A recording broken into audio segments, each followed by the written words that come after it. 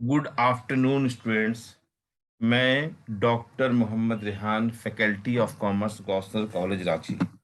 Student, मैं आज आप लोगों को मैनेजमेंट का ऑब्जेक्टिव क्वेश्चन भी बताऊंगा और साथ साथ कॉरपोरेट लॉ का इम्पोर्टेंट गेस क्वेश्चन भी बताऊंगा। आप सभी स्टूडेंट मेरे इस ऑब्जेक्टिव क्वेश्चन को जो मैं भेज लिख रहा हूँ, वीडियो बना रहा हूँ जिसका, उसको वीडियो को अंत तक देखिए और सुनकर कॉपी में लिखिए। ठीक है? आप लोगों का एग्जाम भी है। ठीक है, तो चलिए स्टार्ट कीजिए लिखना आप लोग। ठीक है, तो जैसा आपको मालूम है कि सबसे पहले डेट उट लिखना है आपको, तो मैं मैनेजमेंट का क्वेश्चंस बता दिया हूँ। आप लोग उसको आंसर बनाइए, है ना। और कोई दिक्कत है तो व्हाट्सएप में लिख दीजिएगा, मैं आपको बताऊंगा। ठीक है स्टूडेंट्स, पहले आप लिखिए आज का डेट, लिखिए किस डेट को ये वीडियो बना रहे हैं, जरूरी है। आज का डेट है 7/9/2022, मतलब ठीक है। और सब्जेक्ट जिसका गेस क्वेश्चंस है, सब्जेक्ट में डाल दीजिए गेस क्वेश्चंस। गेस, ये सब्जेक्ट में डाल दीजिए object management principles and applications का, एमपीए का ऑब्जेक्टिव। ऑब्जेक्टिव है, ऑब्जेक्टिव। ठीक है, ऑब्जेक्टिव क्वेश्चंस विथ आंसर्स। ठीक है, और and important, important guess, guess questions of corporate law, corporate law, है ना, पेपर C-4, है ना। और मैं अपना नाम भी लिख दे रहा हूँ। और ये मिड टर्म एग्जाम के लिए है। आप देख लीजिए, आपको बहुत कुछ पढ़ा हुआ है। बहुत पढ़ा भी हुआ है, अच्छा से लिख भी लीजिएगा। मैं मोबाइल नंबर भी लिख दे रहा हूँ।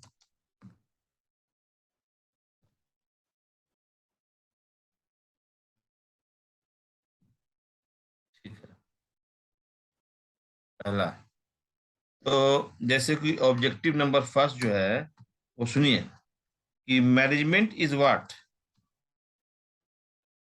मैनेजमेंट इज व्हाट, ये क्वेश्चन है। अब चार ऑप्शन दिया है, मैनेजमेंट इज व्हाट, है ना। मैनेजमेंट इज व्हाट, अब चार ऑप्शन है। पहला ऑप्शन में है, ए ऑप्शन में है एन आर्ट, बी ऑप्शन में है साइंस, सी ऑप्शन में है आर्ट एंड साइंस बोथ, और डी ऑप्शन में नन ऑफ दीज। तो इसका आंसर क्या होगा? C option, art and science both, है ना। तो क्या लिखोगे? Art and science both. हो गया पहला, समझ में आया। तो मैनेजमेंट इज व्हाट, मैनेजमेंट जो है वो आर्ट भी है और साइंस भी है, तो इसका आंसर क्या होगा? Art and science both. ठीक है, चलो आंसर लिख देते हैं हम। लिखने में थोड़ा टाइम ज्यादा लगेगा, इसलिए कि सब बहुत सा वीडियो बनाना है, तो आप लोग सुनिए। आर्ट, है ना, एंड साइंस। ठीक है, आर्ट एंड साइंस, बहुत सारा वीडियो बनाना है। अच्छा, नेक्स्ट एक तो क्वेश्चन लिखिए, है ना। ठीक है, लिखिए management is needed, management is needed, है ना।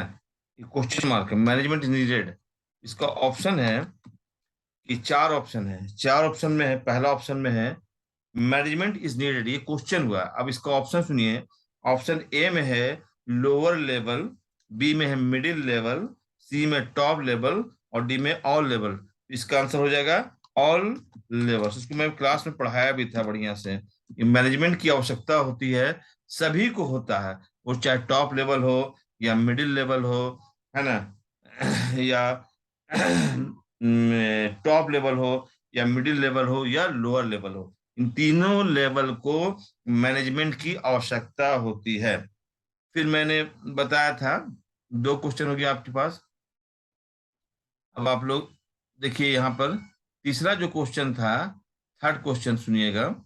थर्ड क्वेश्चन है फेल जो है ना, फेल जो था FAYO, फेल वाज बॉर्न, ठीक है, कब बॉर्न हुआ था, इन, ठीक है, फेल का जन्म कब हुआ था, है ना, किस वर्ष हुआ था।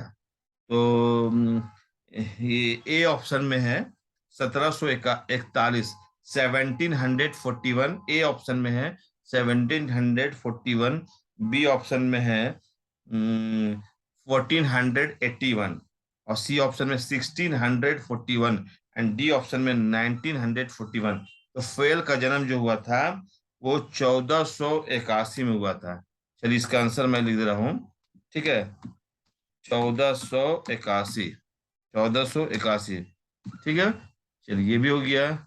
अब आइए नेक्स्ट। तो इस तरह से आप नेक्स्ट क्वेश्चन लिखिए। 3 क्वेश्चन मैंने आपको बताया ऑब्जेक्टिव में। ऑब्जेक्टिव का बहुत अंत है, अंत तक एकदम जितना पढ़िएगा खत्म नहीं हुआ। कि जैसे क्वेश्चन है कि सुनिए क्वेश्चन नंबर 4 लिखिए, है ना। 4 में से कीजिए, द प्राइमरी फंक्शंस, है ना, the primary functions of management are, the primary functions of management are. अब इसका आंसर क्या होगा, है ना। तो ये क्वेश्चन है, अब इसका आंसर क्या होगा, the primary functions of management are. अब 4 क्वेश्चन है, इसका ऑप्शन सुनिएगा। इसका ऑप्शन है, पहला ऑप्शन में, ए ऑप्शन में 3, बी ऑप्शन में 6, और सी ऑप्शन में 7, डी ऑप्शन में नन ऑफ दीज। तो इसका जो सही आंसर होगा, जो the primary functions of management are 7, इसका आंसर क्या होगा, 7, ठीक है। और अब नेक्स्ट क्वेश्चन लिखिए, इसको मिटा देते हैं। नेक्स्ट क्वेश्चन लिखिए, क्वेश्चन नंबर 5 लिखिए। 5 लिखिए, दी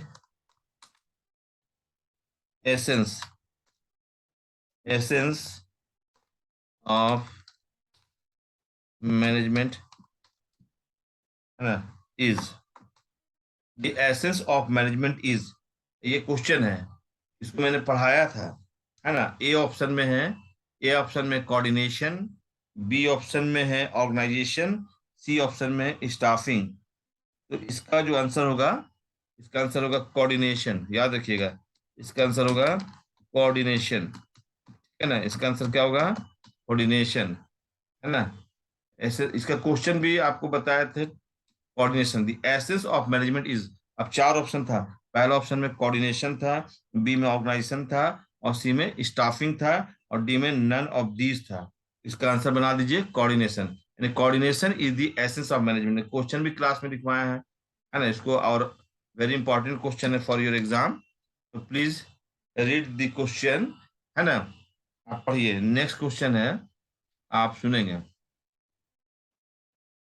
क्वेश्चन नंबर है 6, ठीक है। क्वेश्चन नंबर 6 क्या है कि प्लानिंग इज, क्वेश्चन सुनिएगा, प्लानिंग इज दी, है ना, dash dash dash dash dash dash function, ठीक है, planning is the function of managements, ठीक है। 4 ऑप्शन है इसका, आंसर सुनिए, इसका ऑप्शन है, तो इसको मैं मिटा देता हूँ। तो अब आइए 6 नंबर में, planning is the function of dash dash management. तो इसका आंसर ऑप्शन सुनिएगा। पहला ऑप्शन में है, पहला ऑप्शन में क्या लिखा हुआ है, सेकेंडरी। पहला ऑप्शन में क्या है, सेकेंडरी, और दूसरा ऑप्शन में है प्राइमरी, और तीसरा ऑप्शन में अननेसेसरी।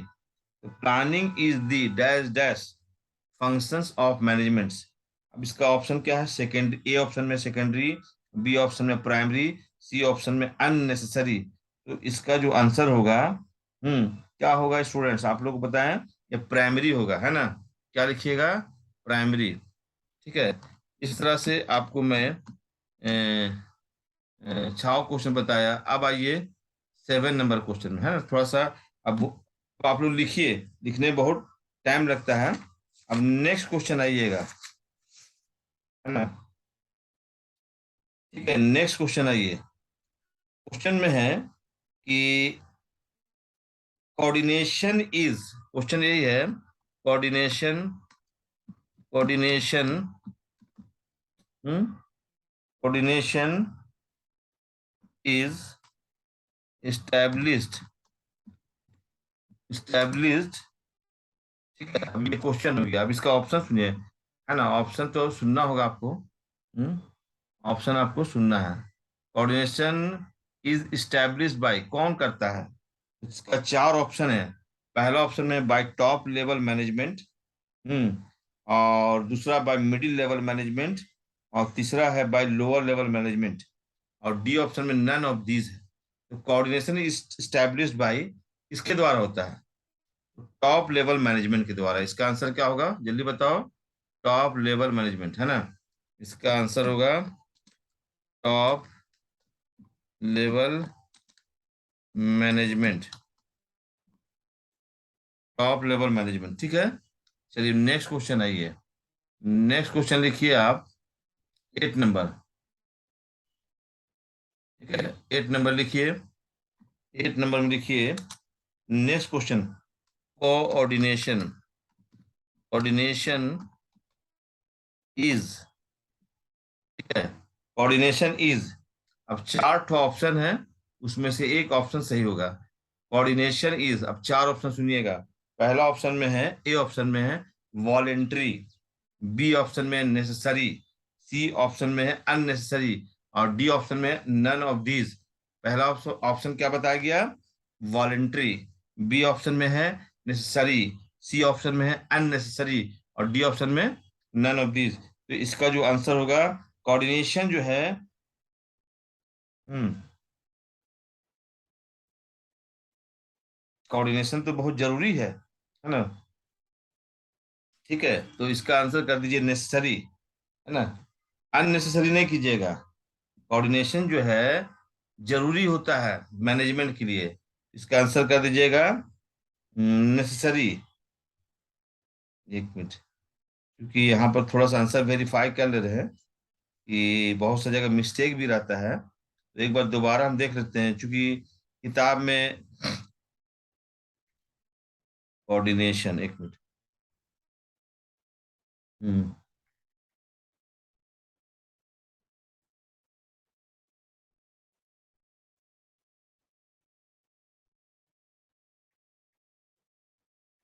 ठीक है स्टूडेंट्स, में थोड़ा सा देखिए, कोऑर्डिनेशन जो है, इसका जो उत्तर होगा कि कोऑर्डिनेशन जो है वो, कोऑर्डिनेशन इज नेसेसरी कीजिएगा। कोऑर्डिनेशन जो है वो आवश्यक है। मैं आंसर वेरीफाई भी कर लिया, थोड़ा सा डाउट में आ गया, क्योंकि एक जगह नोट्स में आया, वहां पर प्रिंटिंग मिस्टेक होगा, अननेसेसरी लिखा हुआ था। तो कोऑर्डिनेशन इज ए वॉलंटरी, और सी में नेसेसरी, और डी में अननेसेसरी और वेस्टेज ऑफ टाइम था। फिर से मैं एक बार इस क्वेश्चन को दोबारा बोलना चाहता हूँ, काफी कंफ्यूज हो गए थे, फिर दोबारा बोलना चाहते हैं, क्योंकि कोऑर्डिनेशन का होना जरूरी है ना। मैं पढ़ाया भी था कि coordination is the essence of management. अब सवाल है ऑब्जेक्टिव में कि आपको दिया हुआ है, ऐसे ये ऑप्शन सुनिएगा। ऑप्शन में है कि वॉलेंट्री, VOLL, ठीक है, VOLUNTARY, वॉलेंट्री, है ना। और बी ऑप्शन में है, बी ऑप्शन, एक मिनट, बी ऑप्शन जो है, बी ऑप्शन में है नेसेसरी, नेसेसरी, NECE, यहाँ पर NE, यहाँ पर छूट गया, NE, यहाँ NECE, है, तो यहाँ पर ए डालिए। चलिए नेसेसरी, ठीक है। और सी ऑप्शन में है, ठीक है, सी ऑप्शन में, सी ऑप्शन में कर दीजिए अननेसेसरी,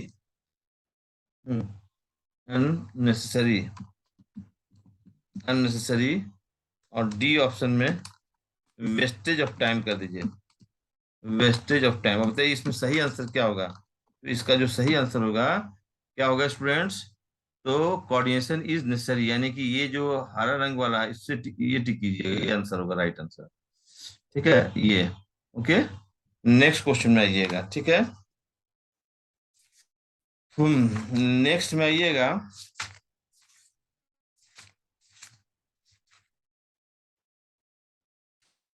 नेक्स्ट क्वेश्चन में लिखिएगा,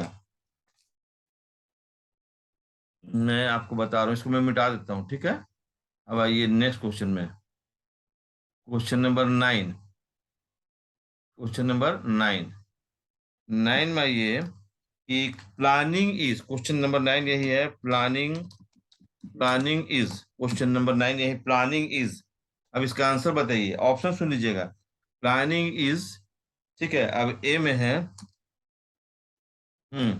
ए में शॉर्ट टर्म, बी में मिडिल टर्म, सी में लॉन्ग टर्म, डी में फॉर ऑल टर्म। तो कोऑर्डिनेशन जो है, प्लानिंग जो होता है वो किसके लिए किया जाता है? For all term. प्लानिंग जो है वो शॉर्ट टर्म के लिए भी किया जाता है, मिडिल टर्म के लिए भी किया जाता है, और लॉन्ग टर्म के लिए भी किया जाता है। तो इसका आंसर क्या होगा? फॉर ऑल टर्म, है ना? तो आंसर कर दीजिएगा फॉर ऑल टर्म। अब क्वेश्चन नंबर आइए 10। लिखिएगा, प्लानिंग इज फॉर, क्वेश्चन में क्या है? प्लानिंग, प्लानिंग इज फॉर, ठीक है, प्लानिंग इज फॉर। तो प्लानिंग इज फॉर, सुनिएगा, पहला ए ऑप्शन में है पास्ट, बी में फ्यूचर, सी में प्रेजेंट, और डी में ऑल। तो प्लानिंग जो होता है वो किसके लिए किया जाता है? फ्यूचर के लिए किया जाता है। प्लानिंग इज फॉर फ्यूचर, इसका आंसर क्या होगा? प्लानिंग इज फॉर, आंसर में फ्यूचर लिख दीजिएगा, है ना? यानी कि ऑप्शन क्या था? पहला पास्ट था, बी में फ्यूचर था, सी में प्रेजेंट था, डी में ऑल था। तो इसका आंसर क्या होगा? फ्यूचर। नेक्स्ट में आइए 11 नंबर, प्लानिंग इज, फिर एक क्वेश्चन पूछता है, प्लानिंग इज, प्लानिंग क्या है? तो ऑप्शन सुनिएगा, है ना? 11 नंबर में पहला ए ऑप्शन में है नेसेसरी, बी ऑप्शन में अननेसेसरी, सी ऑप्शन में वेस्टेज ऑफ टाइम, और डी ऑप्शन में है वेस्टेज ऑफ मनी। तो प्लानिंग जो है वो क्या है? नेसेसरी है, इसका आंसर क्या होगा? नेसेसरी। तो इस तरह से आप लोग को बताया गया प्लानिंग का 3 क्वेश्चन। एक और क्वेश्चन लिख दीजिए, है ना? प्लानिंग का एक और क्वेश्चन लिख दीजिए, है ना? According to George R Terry, ठीक है, the types of planning are, George R Terry के अनुसार प्लानिंग कितने प्रकार का होता है? What are the types of planning according to George R Terry? Option में है ना? क्वेश्चन में क्या बताया गया कि अकॉर्डिंग, ये क्वेश्चन हुआ, according to George, GEORG, George R Terry, George R Terry, the types of planning are, है ना? तो इसमें 4 ऑप्शन है, ए ऑप्शन में 8, बी ऑप्शन में 6, सी ऑप्शन में है, ए ऑप्शन में 8 है, बी ऑप्शन में 6 है, सी ऑप्शन में 4 है, और डी ऑप्शन में 2 है। तो जॉर्ज आर टेरी के अनुसार प्लानिंग जो है वो कितने टाइप्स का होता है ना? तो लिख दीजिएगा 4 टाइप्स का होता है, 4 टाइप्स का होता है।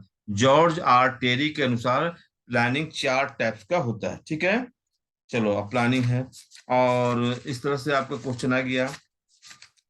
पर टाइम कम है स्टूडेंट्स, क्योंकि आप लोगों को कॉर्पोरेट अकाउंटिंग का भी कुछ केस क्वेश्चन दिखाना है।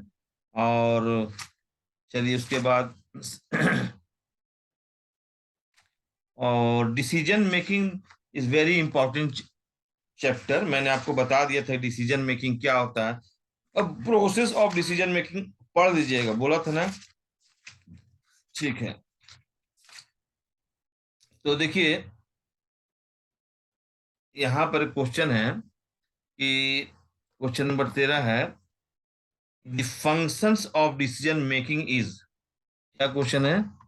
the functions of decisions making, the functions of decision making is of, चार तो क्वेश्चन है, सुनिए चार ऑप्शन, ये क्वेश्चन है 13 number, the functions of decision making is of.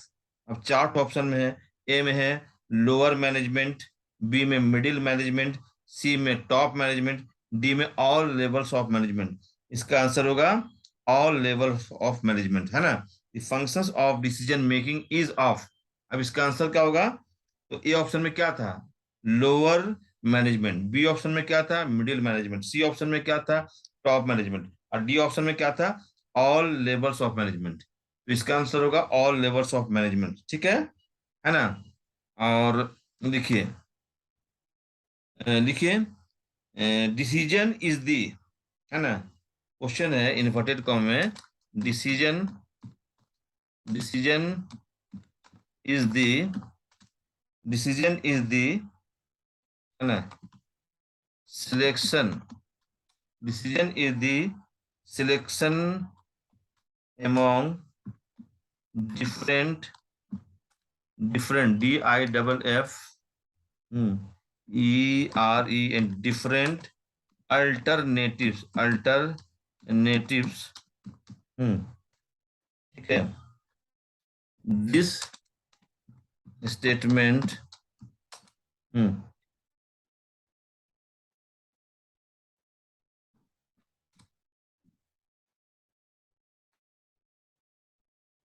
Decision is the selection among different alternative, this statement is of, ये किसके द्वारा कथन है, किसके द्वारा कहा गया था, तो चार ऑप्शन है, सुनिएगा। पहला ऑप्शन में है R S Davar, R full stop S full stop Davar, DAVAR Davar. और बी में है, बी ऑप्शन में है Peter F Drucker, Peter PETER, Peter F capital में full stop Drucker, DRUCKER Drucker. और सी में है Herbert, HERBERT Herbert A Simon, SIMMON, Simon का स्पेलिंग है SIMON सिमन। और डी में है R full stop S full stop Davar. तो इसका जो आंसर होगा, इसका जो आंसर होगा ये Peter F Drucker, Peter F Drucker, है ना। और एक लास्ट क्वेश्चन आप सुन लीजिए, है ना, ठीक है। प्लानिंग से तो मैं आपको बता दिया, है ना, प्लानिंग में आपको क्या क्या है, पढ़े भी होंगे, है ना। प्लानिंग, प्लानिंग में, ठीक है, इसको पढ़िए। और प्लानिंग में है, प्लानिंग का तो मैंने आपको तीनों बता ही दिया, है ना, ठीक है, चार बताया क्वेश्चन ना, ठीक है। और एक है आपसे क्वेश्चन है कि ये जानना जरूरी है, बर्थ प्लेस जो है, birth place of Taylor, Taylor का जो बर्थ प्लेस था वो कहाँ था, कहाँ का, इज टेलर का जो जन्म स्थान था वो कहाँ का था। ये क्वेश्चन नंबर है, एक मिनट, बर्थ प्लेस, एक minute, birth place of Taylor is, ये क्वेश्चन नंबर कर दीजिए 15, ठीक है। Birth place of Taylor is, इसको कर दीजिए, टेलर का जन्म स्थान कहाँ था, तो इसको कर दीजिए आप, है ना, America. Birth place of Taylor is America, America में उनका जन्म हुआ था, ठीक है ना। उसके बाद है 16 नंबर क्वेश्चन कि, एक मिनट,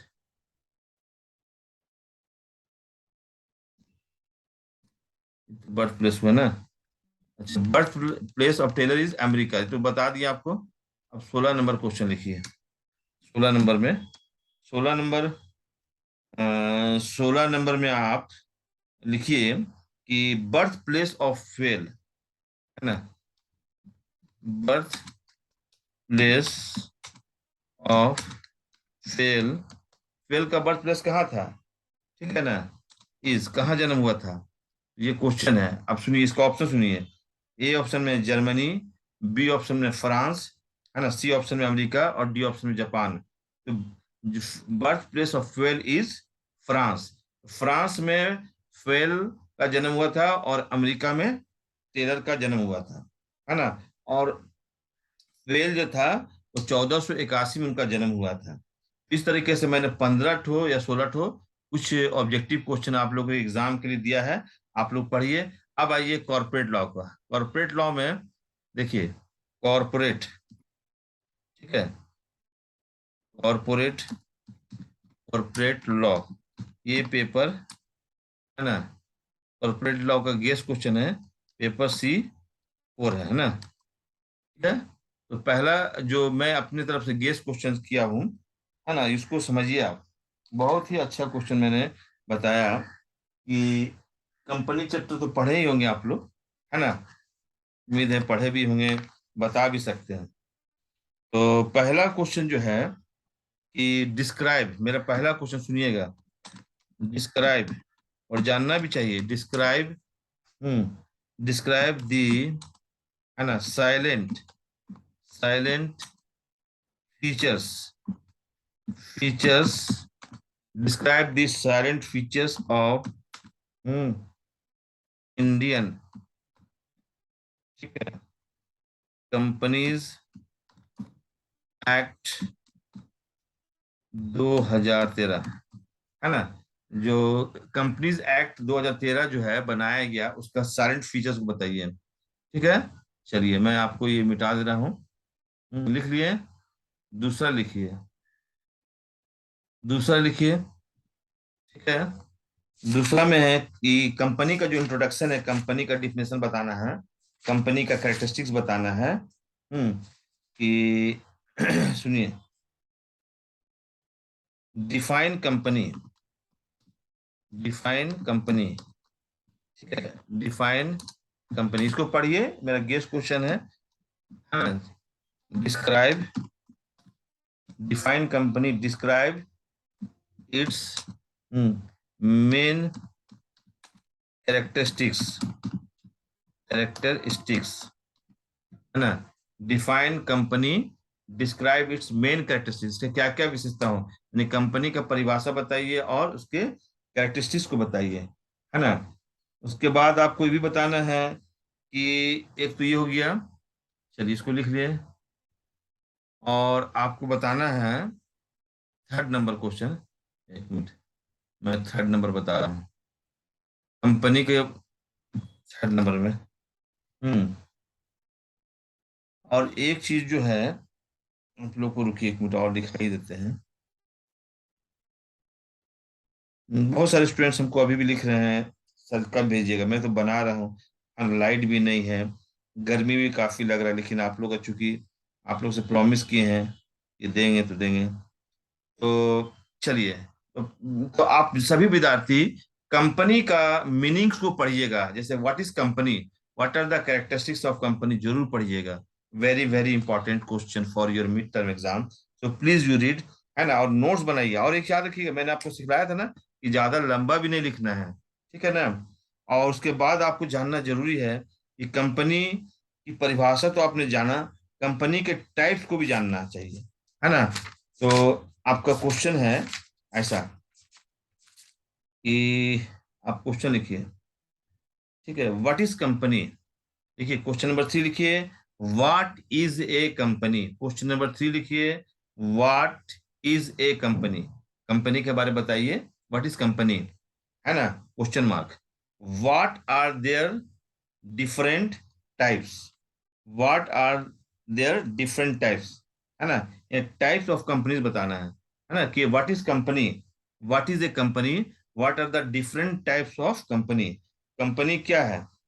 जैसे आपका कंपनी के बारे में आपको पढ़ाया गया होगा क्लास में, वैसे मैं, क्योंकि नेक्स्ट बार से मेरा आप लोगों का जो सेमेस्टर 3 होगा ना, उसमें मेरा इनकम टैक्स का एकदम एक एक चीज का वीडियो आएगा, और इनकम टैक्स का आएगा, HRM का आएगा, और मैथ का आएगा, ठीक है। तो ध्यान से सुनिएगा।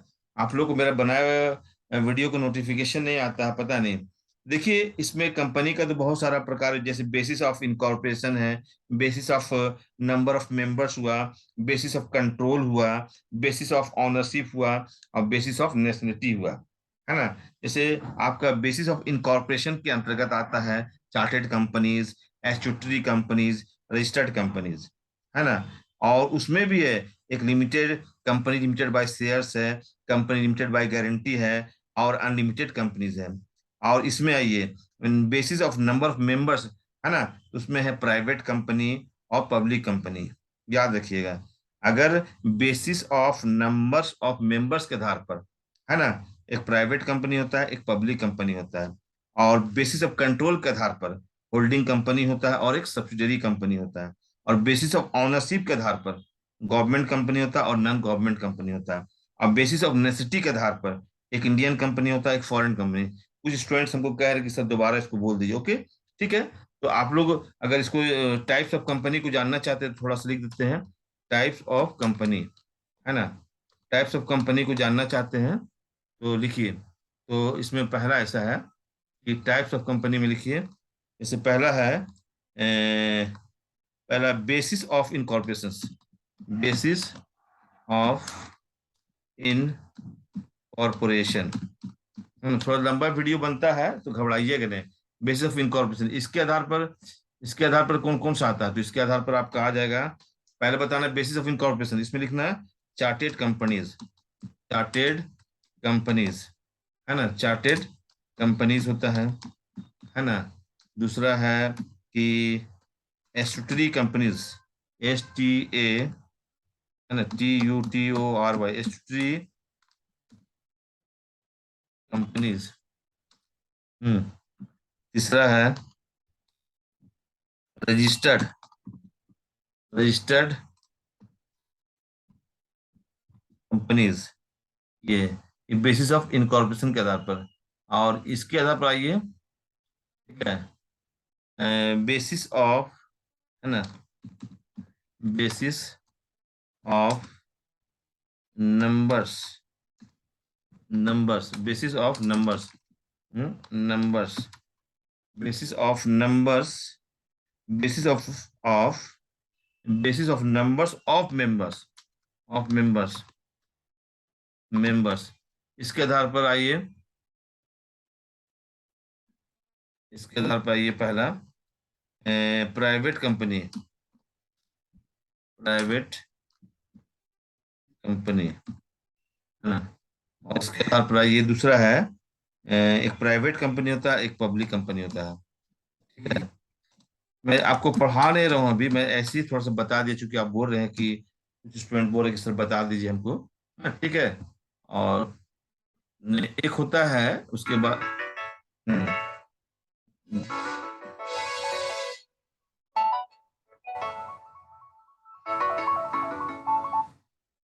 ठीक है, लिखिए आप basis of control, basis of control, control, basis of control के आधार पर। बेसिस ऑफ कंट्रोल के आधार पर बताइए कि एक नंबर बताइए, है ना, होल्डिंग कंपनी, होल्डिंग कंपनी। ठीक है ना, इसका एग्जाम कल है ना आप लोगों का। ठीक है, होल्डिंग कंपनी हुआ। और एक होता है सब्सिडियरी कंपनी, सब्सिडियरी कंपनी। मैं जो गेस क्वेश्चन दे रहा हूँ जरूर पढ़िएगा आप लोग, सब्सिडियरी कंपनी। ठीक है, अब आइए बेसिस ऑफ इनकॉर्पोरेशन हो गया। और अब आइए basis of ownership. Basis, basis of ownership, ownership, basis of ownership. Basis of ownership में बताइएगा, बेसिस ऑफ ऑनरशिप में बताइएगा, तो कंट्रोल हो गया, याद रखिए जो मैं बता दे रहा हूँ। ठीक है, अब कल देखता हूँ अगर आंसर लिखवा सकूं तो लिखवा, चलो थोड़ा सा आप लोग बोल रहे थे कि सर बता दीजिए कितने तरह का, इसीलिए मैं बता दिया कि बेसिस ऑफ ऑनरशिप में गवर्नमेंट कंपनी है ना, गवर्नमेंट, गवर्नमेंट कंपनी। ठीक है, और दूसरा है, इतना पढ़ लोगे तो दिक्कत नहीं होगा, फॉरेन कंपनी, फॉरेन कंपनी। ठीक है, नहीं नहीं, गवर्नमेंट हुआ और नॉन गवर्नमेंट हुआ ना, यहाँ पर तो फॉरेन नहीं आएगा ना, नॉन गवर्नमेंट कंपनी। ठीक है, hmm basis of nationality, necessity, basis of necessity. अब इसमें आ जाइए कि इसमें लिखिए आप लोग, है ना, Indian company, Indian company, Indian company, और दूसरा लिख दीजिए foreign company, foreign, foreign company. तो इस तरह से आपका तीन क्वेश्चन, तीसरा क्वेश्चन का आंसर हमने लिख दिया, है ना। इस तरह से आप लोगों को मैंने तीसरा क्वेश्चन का आंसर बता दिया, है ना। अब आप जो है ये आंसर थोड़ा सा इसको डिटेल में पढ़ना होगा आपको। हम्म, डिटेल में पढ़ना होगा।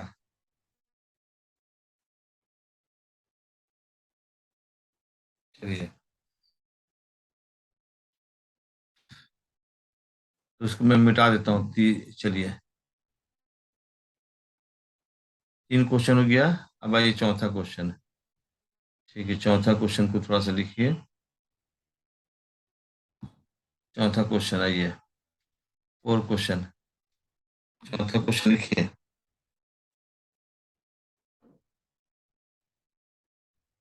हम्म,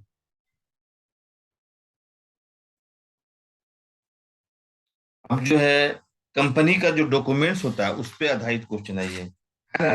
कंपनी के प्रकार तो आप लोग जान गए, और इसको भी बढ़िया से आप लोग लिख सकते हैं। मैंने तो ऐसे ही बताया। कंपनी में कौन कौन से डॉक्यूमेंट यूज किए जाते हैं, है ना। कंपनी में कौन कौन से डॉक्यूमेंट यूज किए जाते हैं, तो ये क्वेश्चन है, इसको जरूर पढ़िएगा। वेरी वेरी इंपॉर्टेंट है, समझिए, है ना। ठीक है।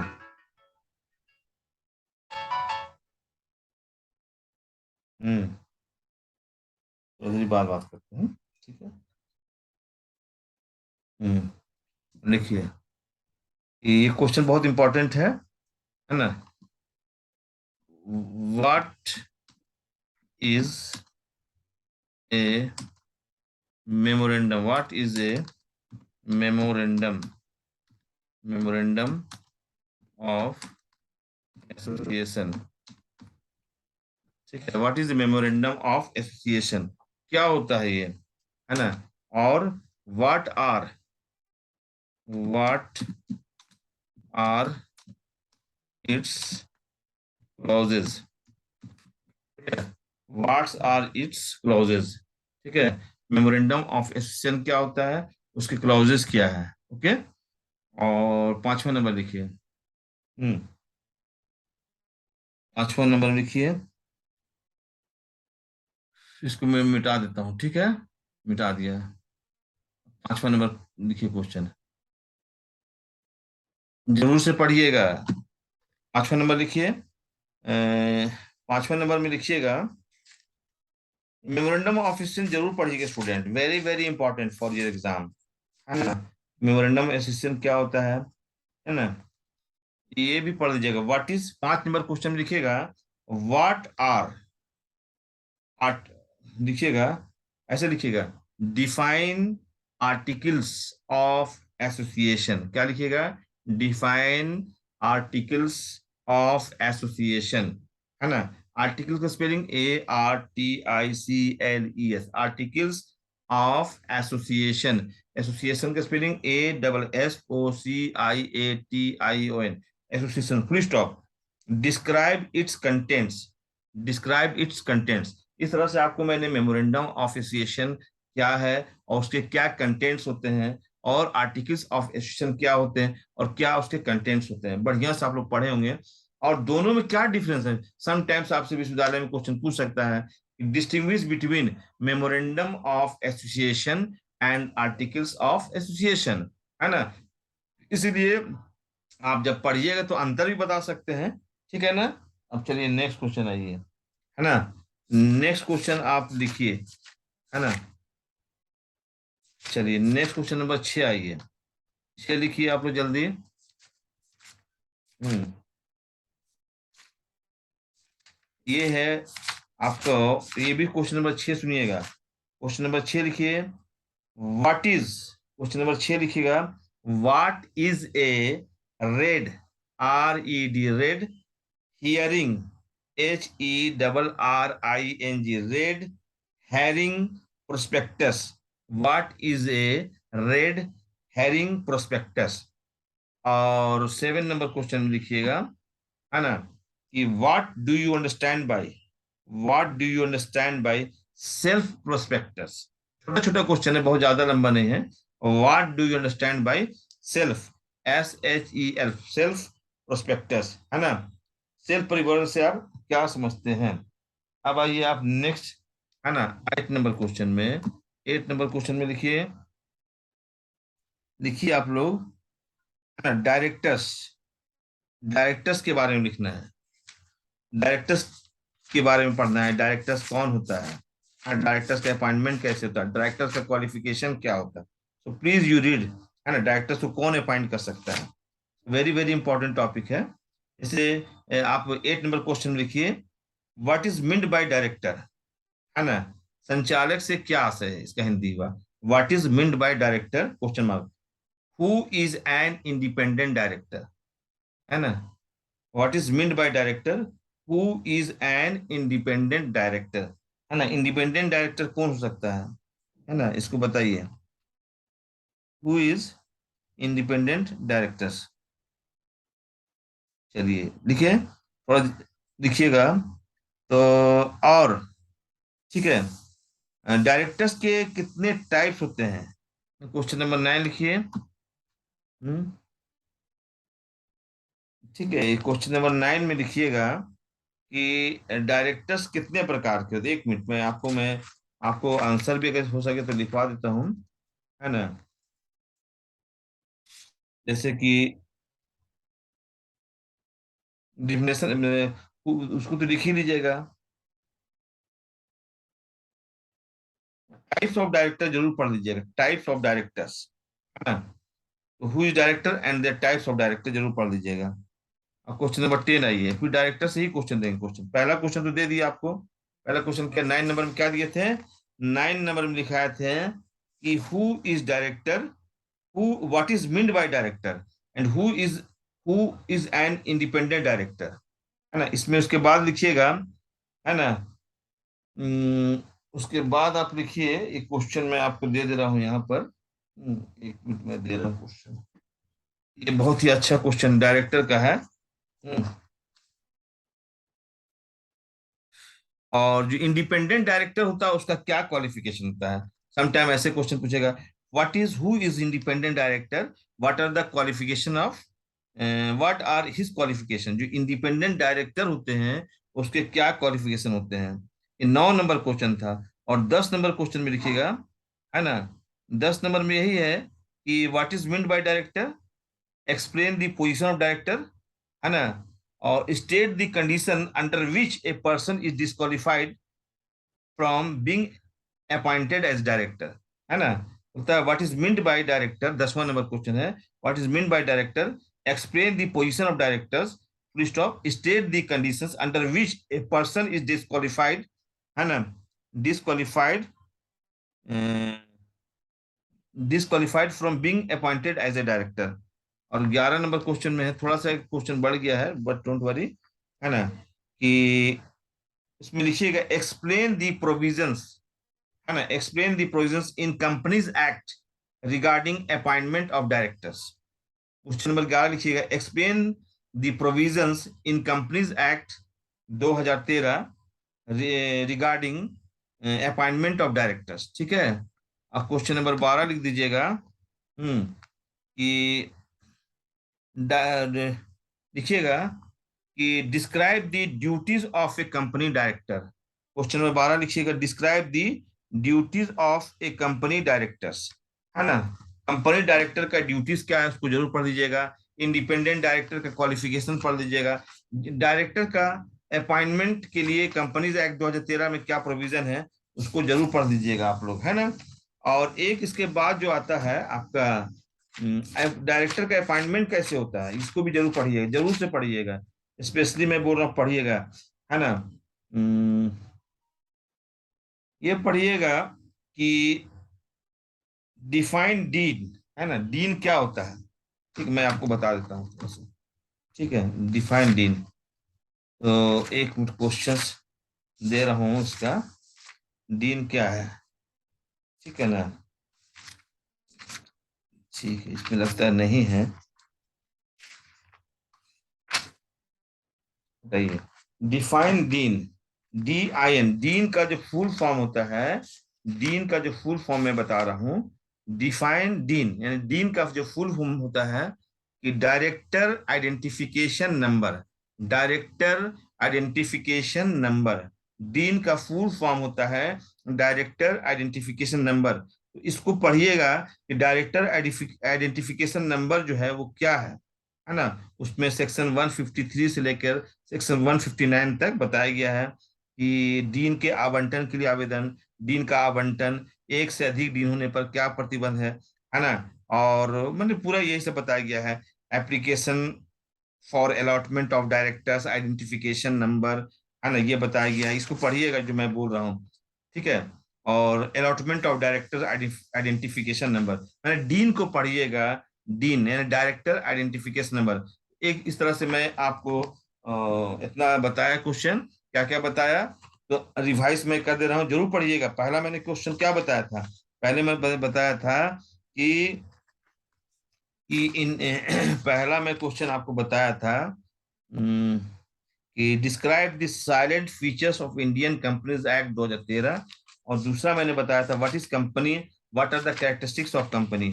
तीसरा क्वेश्चन जो मैंने बताया था वो है कि explain the different types of company, explain the classification different types of company, है ना? उसका आंसर भी बता दिया था। उसके बाद मैंने आपको बताया था हम्म, कि कंपनी का जो डॉक्यूमेंट्स होता है, दो डॉक्यूमेंट्स कंपनी का इंपॉर्टेंट होता है। एक मेमोरेंडम ऑफ एसोसिएशन होता है और एक आर्टिकल्स ऑफ एसोसिएशन होता है। तो student please memorandum of association को पढ़िएगा, आर्टिकल्स ऑफ एसोसिएशन को पढ़िएगा, जरूर से पढ़िएगा। और दोनों का जो कंटेंट्स होता है उसको भी पढ़िएगा, तभी आप दोनों में अंतर कर सकते हैं।